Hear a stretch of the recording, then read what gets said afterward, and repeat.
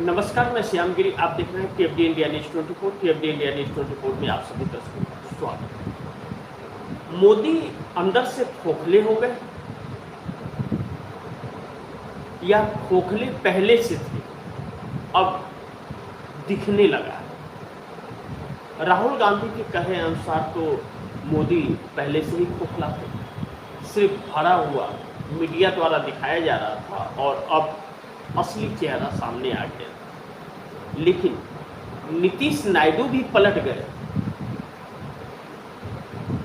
और मोदी राहुल के चक्रव्यूह में फंस गए बहुत बुरी तरह से।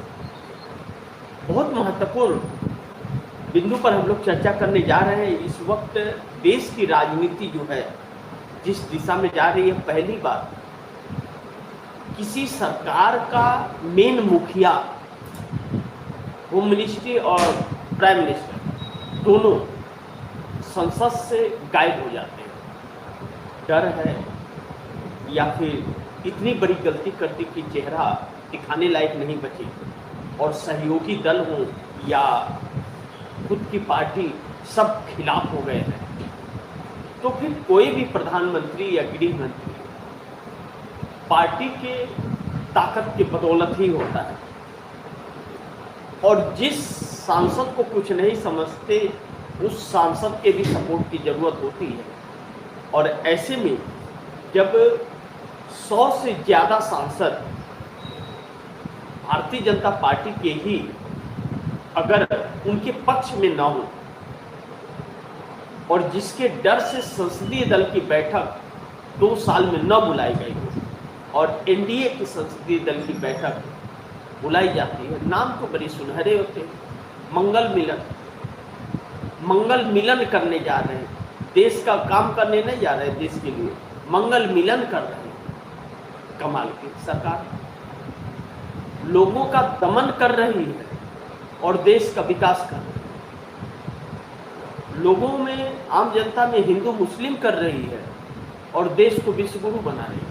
ऐसा भी सरकार आप लोगों ने देखा था या सुना था या इतिहास के पन्नों में।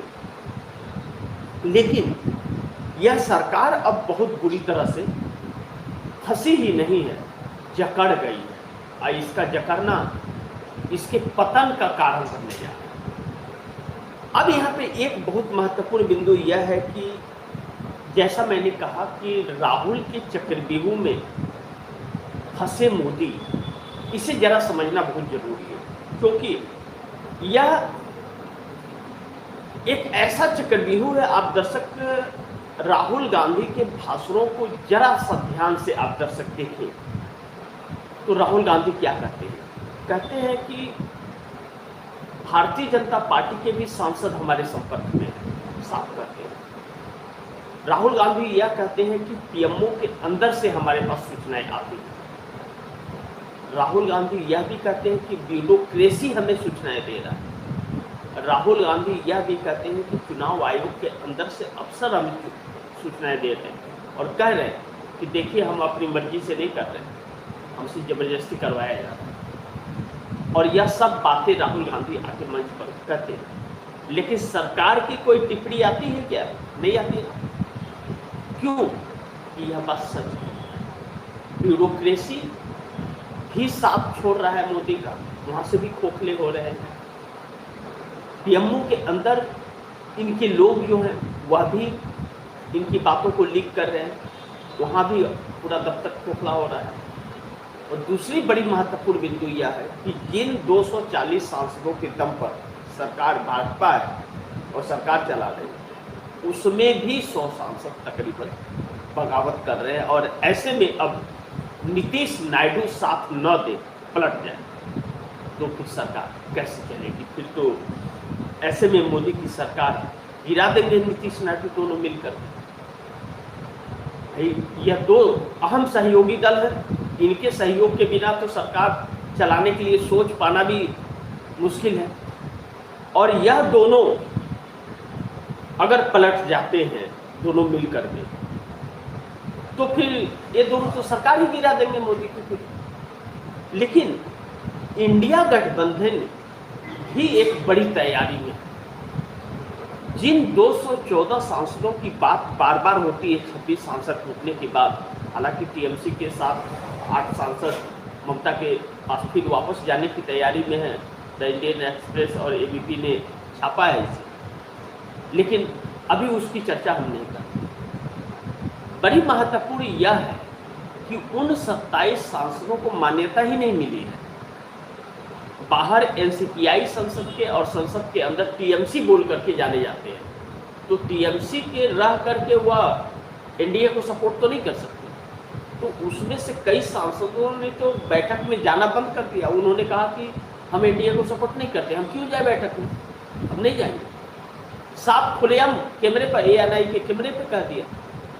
अब इन सब चीज़ों के बीच बड़ी महत्वपूर्ण है कि राहुल गांधी जो जीत पे अड़ गए और पूरा इंडिया गठबंधन और संसद के अंदर से लेकर संसद के परिसर तक जो इस वक्त माहौल चल रहा है कि अमित शाह माफ़ी मांगे, इस्तीफा दें और नरेंद्र मोदी माफ़ी मांगे।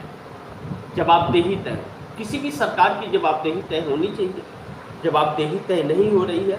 लेकिन नीतीश को बुला करके प्रधानमंत्री नरेंद्र मोदी ने जो पीएमओ दफ्तर के अंदर बात की बैठक, वह बैठक बेनतीजा निकली। नीतीश कुमार मोदी से सहमत नहीं हुए और चंद्रबाबू नायडू को जो समझाने की कोशिश की, चंद्रबाबू नायडू ने उल्टा चेतावनी मोदी को दे दी है। अभी तक का यह इनकी रिपोर्ट है। अब जब इन बातों की चर्चा लगातार हो रही है और ऐसी समस्या सरकार के अंदर है, तो फिर इसका मतलब अंदर ही अंदर मोदी सरकार खोखली होती जा रही है, इसमें कोई शक नहीं है। अब महत्वपूर्ण यह है कि नीतीश कुमार के हाथ में मौका लग गया और नीतीश का यह मौका, क्योंकि नीतीश की पार्टी को जिस तरह से तोड़ने की कोशिश की गई और जिस तरह से उनको सीएम की कुर्सी से हटा करके राजनीतिक कैरियर के आखिरी पड़ाव में टिका गया, नीतीश के 20 साल के कैरियर को पूरी तरह से बर्बाद कर दिया मोदी ने।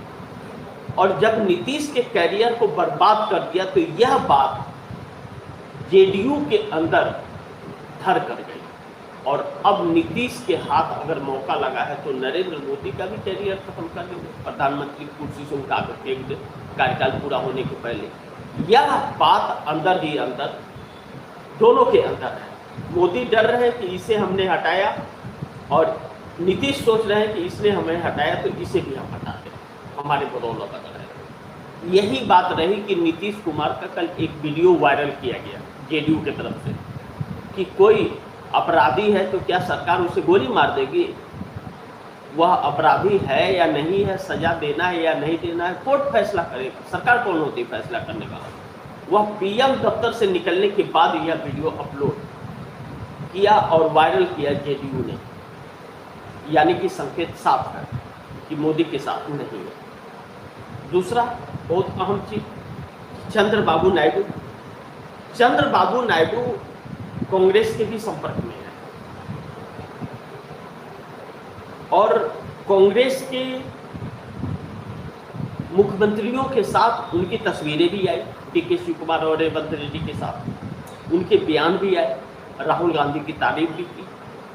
अब छात्र आंदोलन के पहले मोदी ने अमित शाह ने जिस तरह चंद्रबाबू नायडू को धमकाया था जब टीएमसी तोड़ लिया था कि आप हमारे साथ चुपचाप पड़े रहिए, ज़्यादा उड़ने की कोशिश मत कीजिए वरना हमारा मुकाबला करने को तैयार रहिए, यानी कि सीधी धमकी थी कि 360 करोड़ रुपया कौशल विकास परियोजना के तहत आरोप में जो 2024 लोकसभा चुनाव के पहले 52 दिनों तक जेल में ईडी ने डाल रखा था, उस केस में समर्थन दे करके उस केस को रफा दफा कराया, क्लीन चिट लिया। लेकिन अमित शाह ने यह धमकी देते हुए, इशारा करते हुए कहा कि हम फाइल फिर खोल सकते हैं और मुख्यमंत्रियों को 30 दिन मुख्यमंत्री जेल में रहे तो उनको इस्तीफा देना पड़ेगा अपने पद से। यह कानून जो लाने की बात हुई, चंद्रबाबू नायडू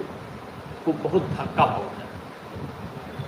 अब वक्त आ गया है, तो अब वक्त ऐसा आ गया है कि अब नायडू का सपोर्ट चाहिए इनको। अब अब नायडू का सपोर्ट चाहिए तो नायडू का सपोर्ट चाहिए तो पहले तो धमका रहे थे, तो इनके दिन अच्छे रहते हैं तो सबको तोड़ते और धमकाते हैं, और अब दिन बुरे आए हैं तो थूक के चाट रहे हैं, गिरगिट की तरह रंग बदल रहे हैं कि अब जो भी हैं सब आप ही हैं। तो इनकी असलियत की पहचान भी, अच्छे वक्त और बुरे वक्त की पहचान भी नायडू को हो गई। तो नायडू कुछ आश्वासन देने के बदले इनको चेतावनी दे दिए कि आप जो बच्चों की मांग है उसे मान लीजिए। अब ऐसे में सरकार क्या करे? विपक्ष हमलावर है, इंडिया गठबंधन पूरी फुल तैयारी में, संसद चलने नहीं दे रहा है।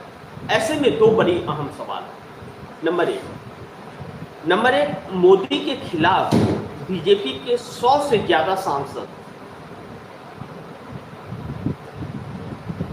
खिलाफ में है, तो फिर अंदर ही अंदर 240 में 100 से अधिक अगर बगावत कर रहे हैं, और जिसके डर से मोदी भाजपा संसदीय दल का बैठक नहीं बुला रहे, तब तो फिर खोखलाबाजी ही है मोदी, उनके अंदर दम नहीं है। और जो डर डरा रहे थे वह आम लोगों को, वह डर लोगों का निकल गया और फिर से छात्र आंदोलन की तैयारी हो गई। अब एक बात और इसमें आ रही है कि किरण रिजिजू संसदीय कार्य मंत्री, जो कल राहुल गांधी के दफ्तर में गए थे और तकरीबन 45 मिनट बैठक हुई, उसमें संसद चलने देने की बात हुई, तो राहुल गांधी की तरफ से यह कहा गया कि अमित शाह आए, जिम्मेदारी ले, और उन्होंने आदेश दिया तो इस्तीफा दें, और नहीं आदेश दिया है तो हिम्मत कैसे हुई किसी अफसर के चलाने की? इसका मतलब गृह मंत्री के आदेश का कोई मतलब नहीं है तो इस्तीफा दें, यानी कि दोनों परिस्थितियों में इस्तीफा हो जाए। और दूसरा, नरेंद्र मोदी आकर के माफी मांग ले। अब यह दोनों चीजें नहीं हो पा रही, लेकिन देर शाम होते होते यह खबर आ गई कि गृह मंत्री के लिए तलाश शुरू हो गई, और राजनाथ सिंह, निर्मला सीतारमण और देवेंद्र फडणवीस लाइन में हैं।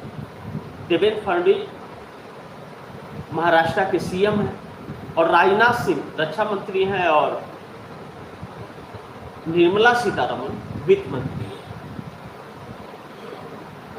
बड़ी महत्वपूर्ण है कि यह तीनों नवरत्न हैं मोदी। महाराष्ट्र के सीएम देवेंद्र फडणवीस अट्टे बट्टे टट्टे बोलते हैं विधानसभा के अंदर। राजनाथ सिंह के रक्षा मंत्री रहते चाइना अंदर आ जाता है, आतंकवादी पहलगाम में आ जाते हैं। और निर्मला सीतारमण के वित्त मंत्री रहते कहती है कि रुपया कमजोर नहीं हुआ, डॉलर मजबूत हो गया, और पूरी अर्थव्यवस्था चरमरा जाती है।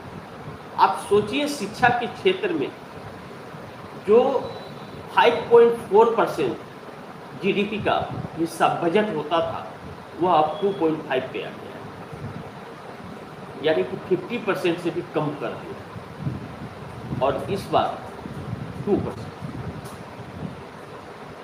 अब सोचिए कि शिक्षा का स्तर गिरेगा नहीं तो क्या होगा? इसे इन लोगों ने व्यापार और धंधा बना लिया। जो छात्र आंदोलन न करें तो क्या इनकी पूजा करें? छात्र इनका इस्तीफा न मांगे तो क्या करें? हर कीर्तन करें? अब दर्शक की सोचिए। लेकिन दूसरा बड़ी महत्वपूर्ण है कि नीतीश नायडू लगातार मोदी की निगरानी कर रहे हैं, और इंडिया गठबंधन के नेता से नीतीश संपर्क में है। यह बात कही जा रही है कि नीतीश कुमार इंडिया गठबंधन के कई नेताओं के संपर्क में है, और दोनों ही नीतीश नायडू मिल करके मोदी सरकार के क्या इनपुट है इसकी निगरानी कर रहे हैं। इसे जरा समझना बहुत जरूरी है। अब मोदी को लेकर और मोदी सरकार को लेकर और एनडीए सरकार को लेकर जनता का इनपुट क्या आ रहा है, क्योंकि यह सब कुछ सी वोटर के सर्वे के बाद शुरू हुआ है। तो जब यह कहा गया 86.8% जनता एनडीए गठबंधन के को वोट देने वाली उनके खिलाफ हो रही है। तो फिर निगरानी जरूरी है भाई कि क्या घाटा और क्या नुकसान होने वाला है, क्या फायदा होने वाला है। तो निगरानी शुरू की तो जनता का मूड बदल रहा है और जो भी मोदी को सपोर्ट कर रहा है, जो भी पार्टियां मोदी को सपोर्ट कर रही हैं, उसके खिलाफ आम पब्लिक के अंदर गुस्सा भड़क रहा है कि इन्हीं के बदौलत यह सरकार चल रही है, या नहीं रहते तो सरकार नहीं चलती। तो सरकार से ज्यादा दोषी उन सहयोगी दलों को मानते हैं। तो ऐसे में सिर्फ नीतीश और नायडू ही हैं जिन्हें फर्क पड़ेगा, नहीं तो जयंत चौधरी, अनुप्रिया पटेल, चाहे ओम प्रकाश राजभर, चिराग पासवान, जीतन राम मांझी, देवी गौड़ा, यह लोग 1, 2, 3, 4, 5 वाले हैं। लेकिन नीतीश और नायडू मेन बैसाखी है, इनकी अपनी सत्ता भी रहती है, सीएम भी बनते हैं। तो इनका जनाधार जो है, इनके जनाधार में ज्यादा फर्क पड़ता है। अब नीतीश कुमार की जेडीयू के ऊपर ज्यादा फर्क पड़ता है। एक तो नीतीश कुमार को सीएम की कुर्सी से हटाने के बाद बिहार के वोटरों में नाराजगी बहुत काफी फैली है, और दूसरा नरेंद्र मोदी की हरकतों की वजह से नीतीश कुमार से भी नाराजगी फैली हुई। तो ऐसे में अब चंदा चोरी और छात्र आंदोलन, अब जब डिलिमिटेशन बिल आया था उस समय चंदा चोरी नहीं हुई थी, छात्र आंदोलन नहीं हुआ था, और अब छात्र आंदोलन और चंदा चोरी दोनों हो गई है। इसी में कई सारे घोटाले आ रहे हैं सामने। तो ऐसे में नाराजगी और बढ़ रही है, और इस बीच सरकार के पास एक ही ऑप्शन है आगे अपने अस्तित्व को बनाए रखने की, वह है डिलिमिटेशन, नहीं तो इसका पतन निश्चित है। तो ऐसे में नीतीश और नायडू की जरूरत, तो नीतीश नायडू ने अगर दे दिया सपोर्ट तो जनता इन्हें बेदखल कर देगी। और चंद्रबाबू नायडू वक्फ बोर्ड संशोधन बिल 2025 या फिर डिलिमिटेशन, या फिर ऐसे वक्त में जब चंदा चोरी हुई, या ऐसे वक्त में जब छात्र आंदोलन करते हैं, अब अगर समर्थन देंगे तो उनके लिए संकट आएगा। पहले ही से जनता नाराज है। तो इस बीच चंद्रबाबू नायडू चेतावनी दे रहे हैं और नीतीश कुमार पूरी तरह से इनको खारिज कर दे रहे हैं। तो फिर जब नीतीश और नायडू दोनों पलटते हुए दिखाई दे रहे हैं, तो ऐसे में जब अगर ऐसे करेंगे यह लोग, तो यह दोनों मिल करके नीतीश और नायडू फिर तो मोदी की सरकार गिरा देंगे। सरकार कैसे बचेगी फिर जब यह नहीं सपोर्ट करेंगे। और दूसरा, राहुल गांधी ने ऐसा मुद्दा छेड़ दिया छात्रों का कि ऐसे चक्रव्यूह में फंसे मोदी कि अब इस्तीफे की नौबत और सरकार गिरने की नौबत आई और संसद से भागने की नौबत आई। अब देखते हैं आगे क्या होता है।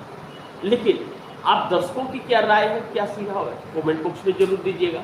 इस खबर को ज़्यादा से ज़्यादा शेयर कीजिएगा, अपने दोस्तों को भी कहिएगा आगे शेयर करिए। और आपने टीएफटी इंडिया न्यूज़ 24 को सब्सक्राइब नहीं किया, सब्सक्राइब कर लीजिए, अपने दोस्तों को भी कहिएगा सब्सक्राइब करें। मिलते हैं अगली खबर के साथ, तब तक नमस्कार।